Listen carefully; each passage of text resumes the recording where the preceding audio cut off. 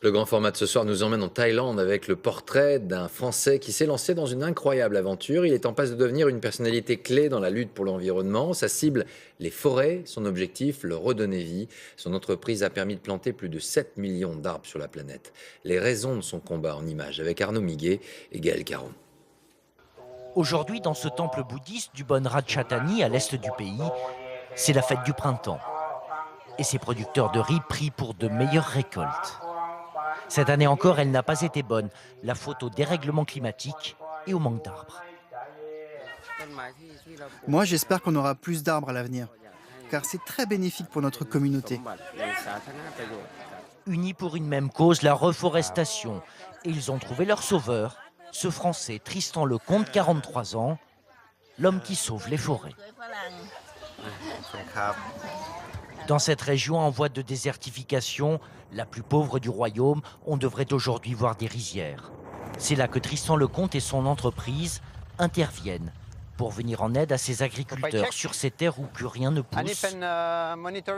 Sa solution à lui, c'est l'arbre. Donc là, on est dans un champ qui est extrêmement aride, comme vous pouvez le voir là. C'est vraiment du sable.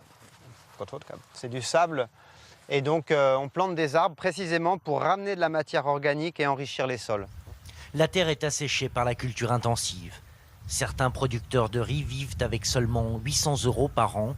L'arbre, c'est aussi un complément de revenus. On peut bâtir une maison avec le bois.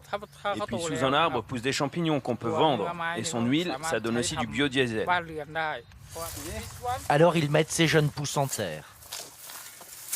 Une de plus aujourd'hui. Hier, pour Tristan Lecomte, c'était en Chine. Demain, ce sera au Pérou. Son entreprise aide plus de 150 000 producteurs en Thaïlande et dans 40 pays. On a planté 7 millions d'arbres, donc on pourrait se dire que c'est super. Mais ça représente qu'une demi-journée de déforestation. Chaque jour, 10 millions d'arbres sont détruits. Et ceux qui sont détruits sont beaucoup plus gros que ceux qui sont plantés. D'où ces cicatrices, aussi en terre thaïlandaise. Direction le nord du pays, à Chiang Mai. La végétation y est plus luxuriante. C'est devenu aujourd'hui le fief de ce baroudeur écolo diplômé d'HEC. Il a posé ses valises dans cette ferme risicole. Il y a 6 ans ici, tout était sec. Aujourd'hui, c'est presque un jardin d'Éden. L'objectif de cette ferme, en fait, c'est de diversifier au maximum les productions avec du maraîchage, la production de planton forestier, bien sûr, de l'élevage de poissons, quelques cochons, des poules, des canards, quelques vaches.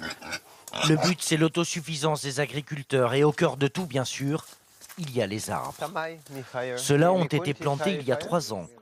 Tristan Lecomte et son équipe font un suivi régulier. L'arbre, c'est l'opposé de l'homme. C'est le plus généreux qui soit. Il ne garde rien pour lui, il recycle tout, il nettoie tout. C'est un aspirateur à pollution, donc à CO2, etc. Puis il génère de la richesse pour toujours et pour tout le monde. En cette saison de l'année, on prépare les prochaines plantations. Elles se feront pendant la mousson à l'été, alors il faut ramasser les graines, une à une. Ce sont des graines de motok, un bois local très solide. On va pouvoir les planter. C'est un bon arbre. Il faut ensuite préparer les pousses, dans la pépinière. Planter un arbre coûte entre 2 et 5 €, mais c'est un bon investissement pour la planète. C'est ce qu'ont compris beaucoup de grands groupes de l'hôtellerie ou de la cosmétique. Nous, on fait le lien entre les entreprises qui veulent s'engager pour la planète et pour leurs écosystèmes et les producteurs qui produisent leurs produits. Par exemple ici, donc L'Oréal achète de l'huile de riz pour les gels douche Ushuaïa. D'autres, comme Clarins, plantent des arbres pour réduire et compenser leur empreinte carbone. L'homme sait murmurer à l'oreille des multinationales et il l'assume pleinement. Aujourd'hui, son chiffre d'affaires s'élève à 10 millions d'euros. Son bilan carbone, à force de tour du monde, est élevé, mais il le compense facilement en plantant des arbres.